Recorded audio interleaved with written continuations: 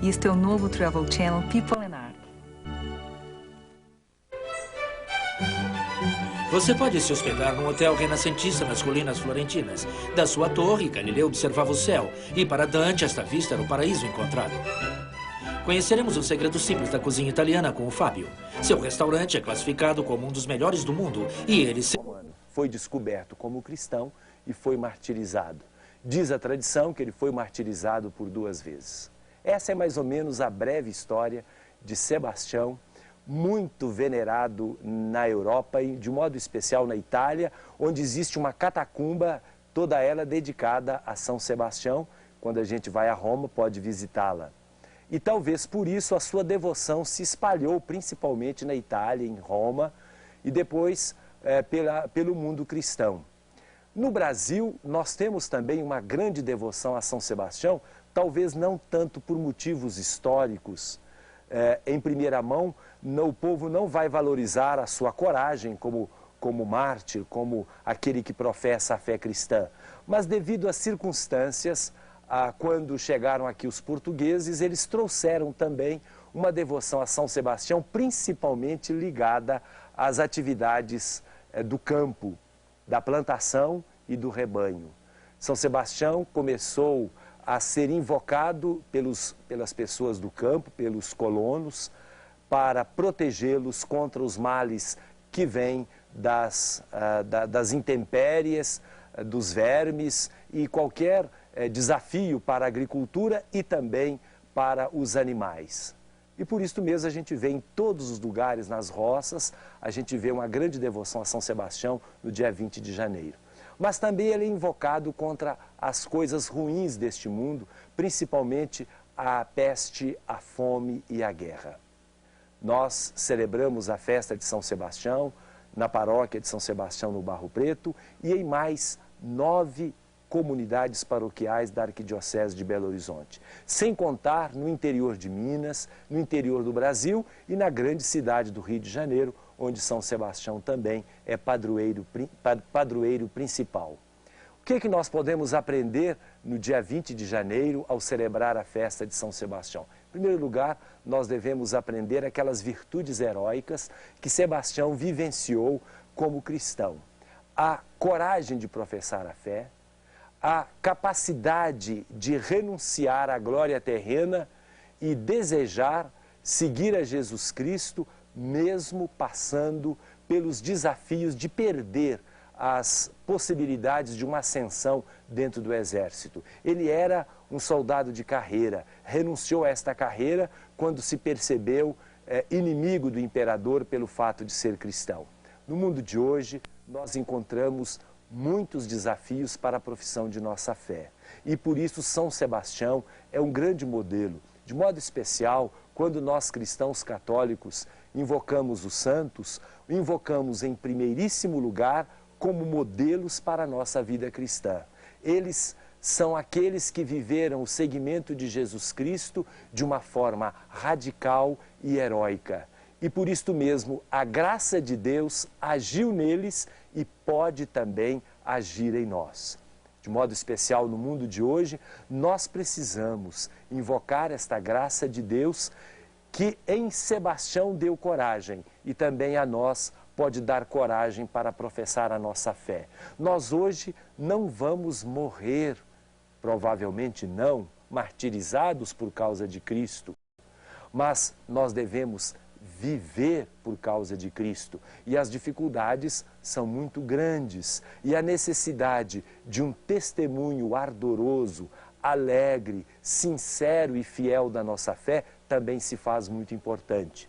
Eu destacaria ainda 2 coisinhas importantes para nós cristãos nesta festa de São Sebastião. A fidelidade à nossa fé, ou seja, permanecermos fiéis à nossa fé católica, não nos deixarmos levar pelos ventos do pluralismo simplesmente, mas manter as nossas convicções, ainda que respeitando as convicções do outro. E por fim, a gente saber que São Sebastião é um ser humano, é um soldado do imperador, não é nenhuma figura mítica, nenhuma entidade religiosa que caiu do céu. É um homem, um cristão, que merece de nós todo o respeito e a imitação por Deus ter agido nele de modo especial. Em Nova Lima, no dia 31 de janeiro, haverá o 8º Louvor, uma grande promoção naquela comunidade, a partir de 13 horas, na Igreja da Sagrada Família. No dia 29, 30 e 31 de janeiro, nós teremos um curso de liturgia e de canto pastoral na paróquia do Menino Jesus, aqui em Belo Horizonte, no bairro Santo Antônio. A paróquia de Santo Antônio da Pampulha, cujo vigário é o padre Lorival Felipe, está se preparando para fazer o 7º Carnaval, uma promoção do Encontro de Casais com Cristo. Também lembramos as paróquias que fazem festa de São Sebastião. Estão com a novena em andamento e no dia 20 teremos várias festas na nossa arquidiocese. Umas festas serão feitas no domingo para facilitar aos fiéis. Nova União, depois bairro Boa Vista, Cidade Pedro Leopoldo, bairro Betânia, General Carneiro e o Barro Preto. Nós cumprimentamos a todos que são devotos de São Sebastião. No dia 13 a 16 de fevereiro, às 19 horas em Betim, no ginásio poliesportivo será feito o 14º Rebanhão do Senhor. É uma promoção do movimento carismático. Começaram ontem nas paróquias do Senhor Bom Jesus dos Palmares e também ainda na paróquia do bairro Washington Pires, paróquia de São Judas Tadeu, as missões. É um movimento muito bonito que vai até o dia 24. Já é tradicional na Arquidiocese de Belo Horizonte que no mês de janeiro muitos se fazem missionários. E nessas missões de agora nós temos 1.300 missionários, não contando aqueles que fazem parte das paróquias. Esses missionários saíram dos movimentos carismático, apostolado de oração, evangelização 2000, Legião de Maria, e estão visitando as casas nessas paróquias. Todos sabem que Palmares e também Washington Pires ficam na cidade de Birité. E vão visitar casa por casa, sendo que na paróquia lá dos Palmares, nós vamos ter uma ação especial do Apostolado de Oração, entronizando a estampa do Sagrado Coração de Jesus, Sagrado Coração de Maria, em 2.000 casas. Nós queremos hoje levar a todos os missionários a nossa palavra de incentivo e dizer também que estaremos rezando. Dia 21, vamos nos reunir em todas as paróquias de Belo Horizonte, 219 paróquias, rezando para o êxodo dessas missões. Como também queremos cumprimentar o padre Luiz Fernando Nascimento e o padre César de Oliveira, que são os vigários que recepcionam os missionários. E de pregar o evangelho a todas as criaturas é a palavra do Senhor Jesus. Amigos, bom dia, bom domingo e até o próximo, se Deus quiser.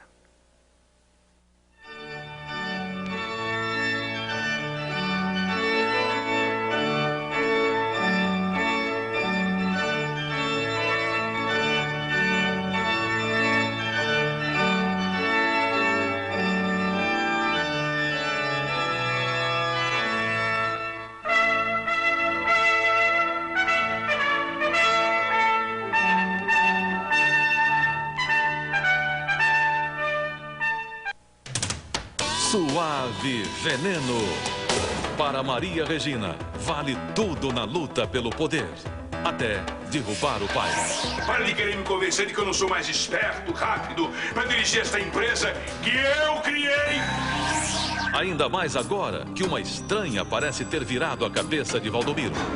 O que importa é que eu não tenho nenhuma simpatia por você. Também não comprei essa tua história de amnésia, nem quando me contaram, muito menos depois de te ver.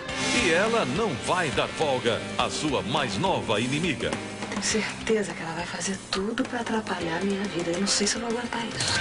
Nesta segunda, estreia de Aguinaldo Silva, a nova novela das 8, com sabor de Suave Veneno.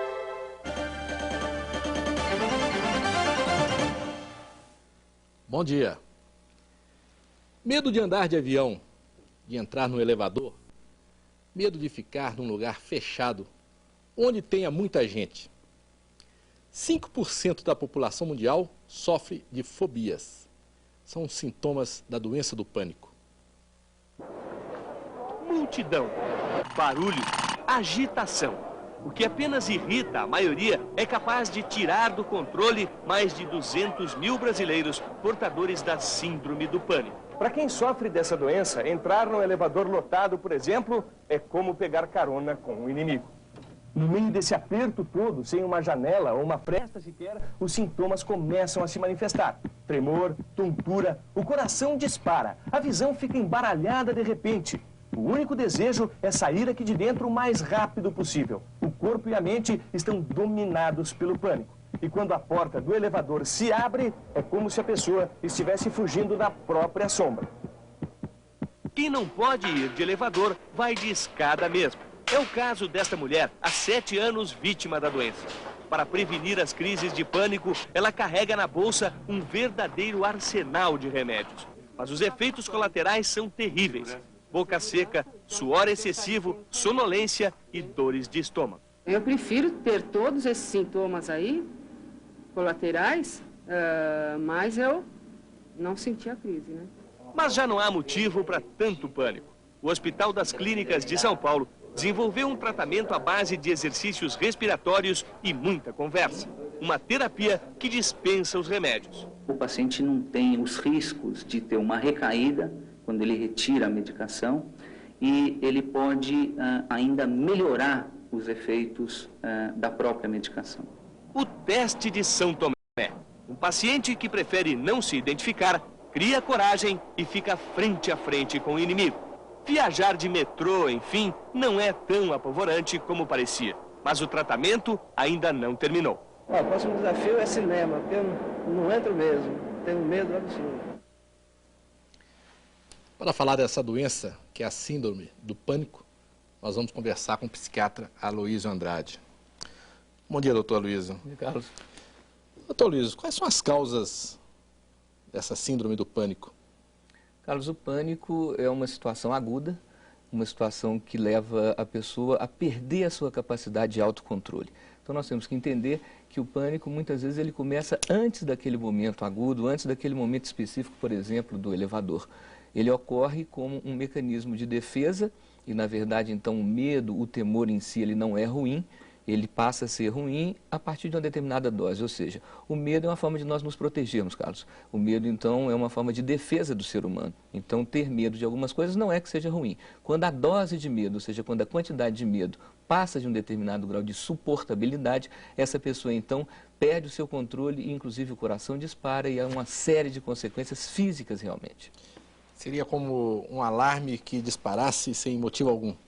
Sim, ou com motivos acumulados. Muitas vezes naquele instante ali a pessoa não tem um motivo causal concreto, mas ela está acumulando como num copo d'água que vai enchendo aos poucos e uma gota d'água pode transbordar esse copo.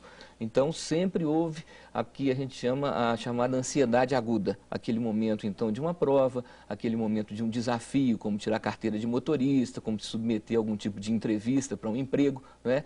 Mas hoje a gente vê que a humanidade está apresentando um percentual maior, um número maior de pessoas que se veem completamente presas por essas situações e impossibilitadas de desenvolver o seu cotidiano, desenvolver sua vida normalmente. Mas qual seria então a origem?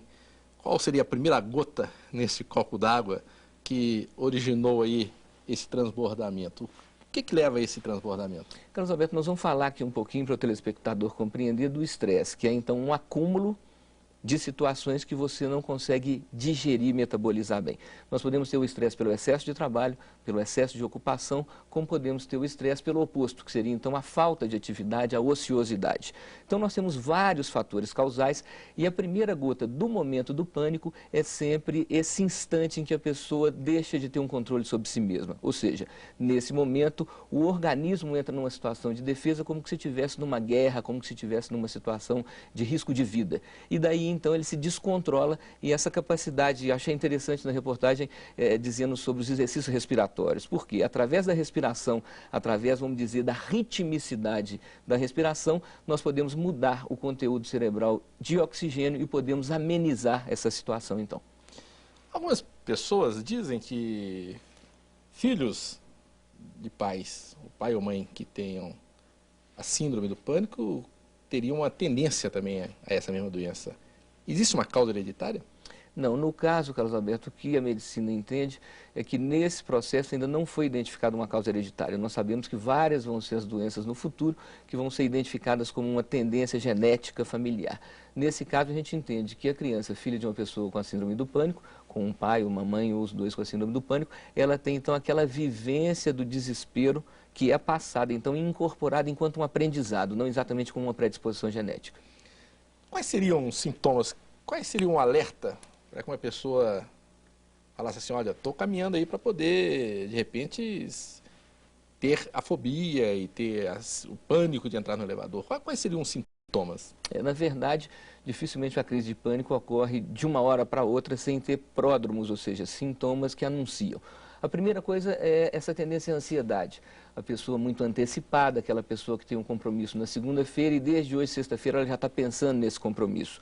A pessoa também, Carlos, é importante a gente lembrar isso, aquela pessoa que se sobrecarrega por pequenas coisas, aquela pessoa que tem a cabeça muito quente, vamos dizer assim. Então, a pessoa que tem uma dose maior de ansiedade do que a natural de defesa, essa pessoa então tem que se preparar, porque se ela deixa o quadro evoluir, ela pode realmente chegar no momento de ter a crise aguda, e lembramos ao telespectador que uma crise aguda do pânico é como se fosse uma marca definitiva na nossa vida. A pessoa então passa uma situação de aperto tão grande que ela então fica como que um gato escaldado que tem medo até da água fria, ou seja, o ideal é que a pessoa realmente não permita que o quadro chegue até a sua situação bem aguda, da sua situação intensa, porque depois então passa a ser, essa única crise, ela passa a ser então uma ameaça, e a pessoa então, por ter tido uma crise aguda, ela passa a ter um temor da repetição das crises. É uma doença, pelo menos em termos de descoberta, muito recente, inclusive é chamada de uma doença moderna, a síndrome do pânico. Agora, existem, por exemplo, um tipo de pessoas, segundo essas pesquisas, existem pessoas com uma tendência maior de ter síndrome do pânico? Existem em termos de sexo, idade? É feito algum levantamento nesse sentido? Sim, nós temos levantamentos mundiais, inclusive, que mostram que hoje a faixa etária mais acometida é da adolescência até a idade adulta jovem, ou seja, essa faixa que vai dos 15, 16 anos até os 30, 35 anos. E por quê? É justamente a faixa da população, Carlos Alberto, que está mais submetida às tensões e às pressões. E, na verdade, a síndrome do pânico, cabe classificar síndrome, é um conjunto de sintomas, não chega a caracterizar uma doença, mas são sintomas peculiares que se somam para fazer então esse quadro. E feito eu disse, a ansiedade aguda sempre existiu, o ser humano sempre passou por momentos de ansiedade aguda. Agora, essas características da síndrome do pânico, os chamados sintomas neurovegetativos, ou seja, da pessoa ter suadeira, da pessoa disparar o coração, às vezes ter a sensação de falta de ar, atualmente ela se caracteriza por um conjunto de fatores mundiais, onde a gente classifica a consciência excessiva como sendo o maior fator causal, ou seja, hoje nós humanos temos muita informação, temos muito conhecimento e temos também muita sabedoria sobre os riscos. Então, hoje, o excesso de consciência faz com que haja um aumento nessa tendência aos quadros de ansiedade aguda, hoje classificados então como síndrome do pânico. O senhor falou em termos de faixa etária, de idade. E com relação a sexo? Existe mulheres terem mais tendência à síndrome do pânico do que homens ou vice-versa? interessante casamento, porque hoje há como que um nivelamento do homem com a mulher, inclusive nessa estatística. Anteriormente, até cerca de 15 anos atrás, as mulheres eram mais acometidas. Numericamente, o número de mulheres que provocavam, que passavam por uma situação que provocava esse drama, era um número maior do que o dos homens. Hoje, diminuiu essa distância entre um e outro. Então, os homens também, e a gente encontra muito entre os desempregados esses momentos agudos de intensa ansiedade. A seguir, você vai conhecer um dos medos mais comuns entre homens e mulheres.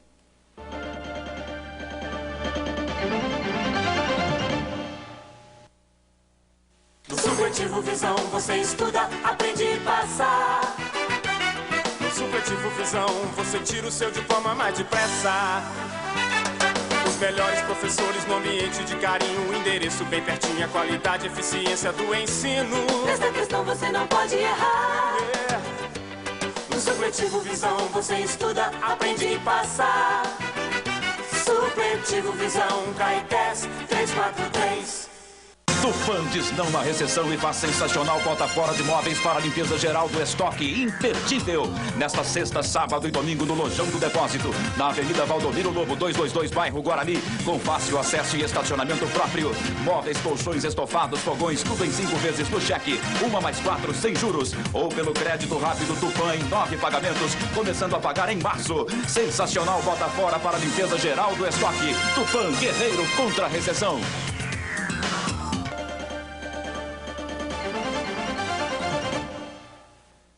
Muitos homens e mulheres estão abrindo mão do conforto porque têm medo. Medo de entrar num carro e sair dirigindo. Selma tirou a carteira de motorista, mas durante 10 anos o carro ficou na garagem. O medo de Selma é tão grande que quando tentava dirigir ela via pelo retrovisor cenas de acidentes, atropelamentos que só existiam na imaginação dela. Hoje, Selma não tem mais visões, mas só de sentar ao volante já começa a tremer. Dá um pouco de tremedeira nas pernas, falta respiração, dá um pouquinho de suadeira. Esse viaduto aqui, ó, isso aqui me dá um pouco de sensação ruim de estar saindo o carro daqui. Agora dispara o coração. Calma que vai sair do túnel, o diálogo interno. Graças a Deus, saiu. É tanta tensão que Selma não segura o choro. Desculpa. Márcia não dirige por nada no mundo. Vai no máximo no banco do carona. Quando o carro começa a andar, eu já me sinto insegura. Eu já me seguro. Na tentativa de aprender a dirigir, Carlos sofreu um acidente. O trauma foi tanto que desde então o vendedor só entrega suas encomendas a pé. Basta sentar ao volante e pronto. Lá vem aquela sensação. Receio de não dar certo, de acontecer alguma coisa. Ajudar a vencer o medo de dirigir é o trabalho deste psicólogo há 15 anos. Com o simulador, ele identifica quais são as situações em que a pessoa entra em pânico. Terapia visa exatamente fazer a pessoa se convencer que ela pode e é capaz e faz com segurança. O consultório de Cláudia é o próprio automóvel. Com paciência, ela encoraja a aluna. Devagar com a valeta. Os instrutores desta autoescola são todos psicólogos preparados para lidar com o pânico de dirigir. Um apoio que está ajudando Maria do Socorro a recuperar a confiança aos poucos. Doutor Aloysio, algumas pessoas têm medos até comuns, né? Medo de dirigir, por exemplo, medo de um inseto. Isso já seria uma síndrome? Já se caracterizaria como uma síndrome ou não? Não, Carlos, nós precisamos de ter uma série de sintomas e sintomas de um grau de intensidade. Não basta, por exemplo, ter medo de barata para você conceituar como se sendo uma síndrome do pânico. O que nós vemos é que atrás de cada um dos motivadores, de cada uma das causas da síndrome do pânico, existe alguma coisa real. Não quer dizer que sejam só coisas imaginárias. Por exemplo, a questão dos riscos dos acidentes automobilísticos, são 55 mil mortes por ano no Brasil. Então, existe uma raison d'être, existe uma razão de ser aí nesse medo. Só que, inconscientemente, a proporção que esse medo toma é que vai, então, ao invés de funcionar como se fosse uma defesa do organismo, um protetor para nós, se torna, então, um impeditivo. Então, Para falar em síndrome do pânico, nós temos que falar em alguma coisa que seja realmente exagerada, intensa e que piore muito a qualidade de vida dessa pessoa. Essa palavra pânico, de onde vem esse termo? O velho deus Pan, né, que tomava conta da natureza, mas tinha uma característica interessante, que ele aparecia repentinamente para os camponeses e pelo seu formato, por ele ter um aspecto físico muito feio, ele os amedrontava, os assustava, e a ideia então do pânico é justamente esse susto, esse temor agudo. Não é uma coisa que ocorre aos pouquinhos em termos do momento em si. Ela ocorre aos poucos ao longo da vida, mas não daquele instante. Daquele instante surge como se fosse uma garrafa de álcool que você acende um fósforo embaixo dela. É uma explosão, onde inclusive a química cerebral é totalmente alterada. As chamadas catecolaminas, que são a adrenalina e a noradrenalina, elas são liberadas em grande intensidade. Então a pessoa costuma ficar com o rosto branco, ela costuma sentir às vezes uma sensação até de enjoo, porque é uma fragilidade. Na verdade, essa síndrome de emergência, ou síndrome de Kennan, como é descrita, ela é um preparo para a guerra, é um preparo para a luta. Então o sangue se concentra na região interna e no cérebro, e então os braços, pernas e o rosto ficam brancos com menor circulação sanguínea. Então uma tendência também para os tremores que essa senhora acabou de revelar no carro. Agora, existe uma distorção da realidade, porque nós vimos que a motorista estava ali com as pernas tremendo, de repente, ela olhando pelo retrovisor, ela via cenas de acidentes, de batidas, quer dizer, quando a pessoa sente o pânico, ela distorce a realidade, seria isso? Sim, a percepção virtual, ou seja, a percepção fantasiosa dessa pessoa, ela vem de uma maneira tão intensa, Carlos, que faz com que pareça uma realidade. Então seria o que a gente chama na psiquiatria de uma percepção delirante. O que é uma percepção delirante? É quando você percebe alguma coisa que não existe como se existisse. Não é um delírio, não é um quadro psiquiátrico, a pessoa não está ficando louca, mas ela tem uma fragilidade da personalidade naquele momento tão grande que ela se influencia pelos próprios pensamentos negativos por ela criados. Agora, por exemplo, pessoas que fazem uso de alguns medicamentos, fazem uso de drogas, por exemplo, elas podem vir a criar um quadro de síndrome de pânico? Sem dúvida, nós temos aí duas drogas que são muito importantes nesse quadro, que são as drogas da família da cocaína e as drogas da família dos estimulantes. Ou seja, a cocaína é capaz de desenvolver quadros paranoicos, Carlos, que dão à pessoa uma certeza absoluta de que está acontecendo alguma coisa de ameaça quando isso não é verdade. O próprio álcool, nos quadros de delirium tremens, pela abstinência do álcool, pelo excesso, pela alucinose alcoólica, traz então, no caso do álcool, muitas imagens de cobras, de escorpiões, de aranhas, que são situações então de extremo risco para essa pessoa. Então, substâncias externas podem provocar. Os medicamentos para emagrecer também podem trazer quadros desse tipo. Ou seja, ocorre uma susceptibilidade, uma sensibilidade maior por parte dessa pessoa a partir do uso dessa substância externa. Como se libertar do medo? É o que nós vamos saber em instantes.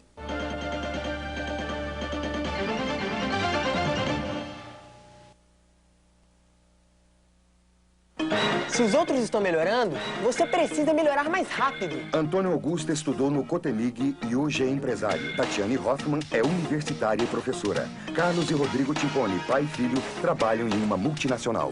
Faça como eles. Estude no Cotemig. Além de matemática, química, física e biologia, você faz o ensino médio com informática gerencial, estudando programação e administração. E as salas têm um micro por aluno. A diferença está aqui. Colégio Cotemig. Tufan diz não na recessão e faz sensacional bota fora de móveis para a limpeza geral do estoque imperdível. Nesta sexta, sábado e domingo no Lojão do Depósito, na Avenida Valdomiro Lobo 222, bairro Guarani, com fácil acesso e estacionamento próprio. Móveis, colchões, estofados, fogões, tudo em 5 vezes no cheque, 1 mais 4 sem juros, ou pelo crédito rápido Tufan em 9 pagamentos, começando a pagar em março. Sensacional bota fora para a limpeza geral do estoque. Tufan, guerreiro contra a recessão.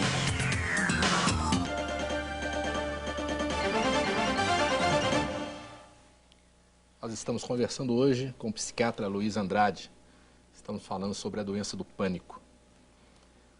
Doutor Aloysio, nós vimos ali na reportagem do bloco anterior uma senhora tentando se convencer de que a situação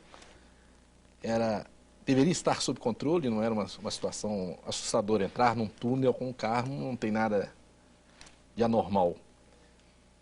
É uma solução a pessoa tentar se autoconvencer de que tudo que ela está sentindo não passa de um processo fora da realidade? Sim, Carlos Alberto, é fundamental. Isso o telespectador precisa de ter bastante clareza, não para si, mas às vezes até para ajudar um amigo. O chamado diálogo interior, ou seja, você convencer a si mesmo de que a situação não é tão dramática, ele é muito importante. Nós temos então aí a parte química, onde muitas vezes a pessoa padece de um quadro de ansiedade aguda e que tem que ser medicado, né? A gente viu com relação à questão dos efeitos colaterais, os medicamentos realmente eles são medicamentos prejudiciais em termos de efeitos colaterais, mas nós temos alternativas de homeopatia, de medicina antroposófica, de florais, desde que bem indicados, porque a síndrome do pânico tem cura, ela tem perspectivas de melhora, não há dúvida de que é possível, mas o grau de profundidade de cada uma das pessoas, que em termos de afetação pela crise, é diferente. Então, primeiro temos que ter um bom diagnóstico. Segundo, os casos que precisam de tratamento clínico e químico, ou seja, com medicação e com psicoterapia, têm que ser feitos. Mas, em todos esses casos, se nós não tivermos uma postura dessa pessoa, uma postura de confiança, uma postura de acreditar que é uma queda de braço dela com ela mesma, porque, na verdade, essas ideias, esses pensamentos de temor surgem dentro do próprio cérebro da pessoa. Existem as pessoas influenciáveis, que se influenciam com a opinião dos outros, mas boa parte das pessoas que padecem de síndrome do pânico tem um drama que é criado por elas mesmas e que chega num determinado momento que esse monstro criado internamente perde-se o controle, como se destampasse a garrafa do gênio, né? E o gênio saído, ou seja, a crise instalada a gente não consegue segurar. Mas nós temos como interferir. Um mecanismo muito importante é você não acumular tensões, não juntar coisas que você quer falar com o seu chefe ou com o seu funcionário, falar as coisas aos poucos, não aumentar a quantidade de água dentro desse copo, porque o transbordamento naturalmente ocorre. Uma outra recomendação bem simples são situações fáceis, como, por exemplo, andar descalço sempre que possível. Tá certo? Para descarregar essas tensões acumuladas. Muitas vezes, se você teve uma manhã complicada, tomar um banho na hora do almoço antes de retornar para o expediente da tarde, se você tiver essa oportunidade. Então, são coisas aparentemente simples. E quero lembrar aqui a questão alimentar. As carnes vermelhas, muitos condimentos como pimenta, mostarda, ketchup, maionese, etc. Essas substâncias, a gente tem uma listagem, podem provocar um aumento da ansiedade e, portanto, então, desencadear uma síndrome do pânico. Então, a carne sempre em doses comedidas, tá certo? E com relação, então, a essas substâncias muito condimentadas, também ter um controle sobre a quantidade delas. O senhor falou anteriormente, no início do programa, sobre exercícios respiratórios, né? Como que seriam esses exercícios para poder aliviar as tensões? Dois tipos, então, para o telespectador ter clareza, Carlos. Primeiro, os exercícios físicos que colocam o suor para fora e descarregam muito dessa energia que a gente acumula. Hoje, o ser humano tem uma vida muito sedentária, a maior parte de nós trabalha sentado, a maior parte de nós anda pouco durante o trabalho. Então, os exercícios físicos aí são essenciais para descarregar essa energia acumulada. E os exercícios respiratórios que fazem o ritmo da pessoa. Então, através de uma melhor oxigenação do cérebro, a pessoa tem mais tranquilidade, porque no momento do pânico, inclusive, cai a taxa de oxigenação cerebral. Feita disso, a pessoa fica preparada para uma guerra. E nesse momento que ela se prepara para a guerra, ela tem, então, piores condições de rendimento. Então, os exercícios respiratórios, ou aquela pessoa que faz uma oração, né, que tem lá o seu credo, que faz, então, transforma essa oração numa tábua de salvação mesmo. E isso é válido, isso deve ser usado. E os exercícios respiratórios devem ser feitos de uma maneira muito simples. Exercícios profundos, onde você inspira longamente e expira vagarosamente. Quer dizer, é uma maneira de você voltar ao seu ritmo. Agora, normalmente, quem está ao lado de uma pessoa que está tendo uma crise de pânico, muitas vezes avalia aquilo como se fosse uma frescura, né, ou uma loucura, né? Qual que deve ser o comportamento de quem está ao lado de uma pessoa que está tendo uma crise? Existe uma tendência, inclusive, Carlos Alberto, de essa crise contaminar o próximo. Muitas vezes isso ocorre, a pessoa que está do lado, ela fica apavorada e muitas vezes vai para o hospital levando quem está na síndrome do pânico e os dois são atingidos, né? Porque aquela situação é uma situação muito estressante. Então, um ponto básico, deve haver acolhimento a essa pessoa que está em crise. Não é o momento de você bancar o terapeuta, de você ficar dando conselhos, não, mas não é possível, ou dando duras, né? É acolher e ajudar essa pessoa, se ela ainda não buscou esse tipo de tratamento, esse tipo de ajuda técnica especializada, então você não substituir esse técnico, mas sim cutucar essa pessoa, estimular essa pessoa a se tratar. No momento da crise, o máximo que a gente deve fazer é acolher, ou seja, ter essa capacidade de aceitar aquela situação, sem ficar, feito você disse, considerando como sendo uma frescura, como sendo uma falta de seriedade dessa pessoa. Temos que ter clareza que no momento da crise essa pessoa está fora de si. E naturalmente, se essa pessoa tem uma situação aguda de bater uma cabeça na parede, de ficar desesperada, aí sim você tem que conter essa pessoa para não deixar que ela se machuque. Essas crises, elas têm uma duração, são curtas, são longas, depende de cada pessoa e depende de cada situação? Isso varia muito, Carlos Alberto, mas em geral são crises curtas, mas que para a pessoa que está vivenciando parece uma eternidade, porque é um momento muito agudo de mal-estar. Então elas são em geral curtas, mas pode haver situações crônicas, feito nós vimos ali na reportagem, onde a pessoa toda vez que entra num veículo, ela desencadeia aquele processo do mal-estar. Então a tendência é de que sejam crises curtas, rápidas, mas que a vivência da pessoa é como se aquilo fosse realmente uma eternidade. Uma pessoa que tem a síndrome do pânico e não se cuida, não busca um tratamento, não busca um profissional para poder ajudá-la, que consequências para a vida dessa pessoa e que consequências mais sérias pode ter no futuro? Carlos Alberto, a gente viu que o pânico, como situações de estresse, vulnerabiliza a pessoa. Essa pessoa fragilizada, ela perde boa parte da sua autoestima. Então a autoconfiança se perde, a capacidade de acreditar em si mesmo. Isso vai fazer então com que ao longo do tempo se construa não só o quadro dessa ansiedade aguda que é o pânico, mas um quadro depressivo também por falta de autoconfiança. E daí então numa retroalimentação o quadro tenderia a piorar cada vez mais. Doutor Luiz, para a gente encerrar, qual o conselho básico que o senhor daria para uma pessoa que vive com medo ou que vive em pânico? Olha, Carlos Alberto, a primeira coisa que a gente deve aconselhar essa pessoa é a ser otimista e acreditar que é possível melhorar. Por quê? Porque esse não é um quadro básico estrutural do ser humano. O cérebro humano, ele não tem, vamos dizer, uma doença que seja a síndrome do pânico. Tanto é que ela não se chama doença, chama-se síndrome. Então, na verdade, nós temos mecanismos pessoais para vencermos, diferente de uma esquizofrenia, diferente de uma epilepsia. Então, o quadro do pânico é um quadro combativo, é um quadro que a gente pode enfrentá-lo e os mecanismos, os instrumentos que a gente vai usar vão ser, então, orientados por um técnico, por uma pessoa que realmente tem uma experiência, porque muitas vezes você sabe uma coisa, eu sei outra, o outro sabe outra, mas esse conjunto de instrumentos, esse conjunto de ferramentas, realmente é um técnico quem vai poder te dar. E não quer dizer que a pessoa tem que ficar tratando o resto da vida, não. Você aprende os segredos, aprende esses instrumentos e passa então a você ser o comandante do seu processo, ou seja, estar em cima do pânico. Muito bem. Nós queremos agradecer a presença do psiquiatra Aloysio Andrade. Desejamos a todos uma ótima semana e até domingo que vem.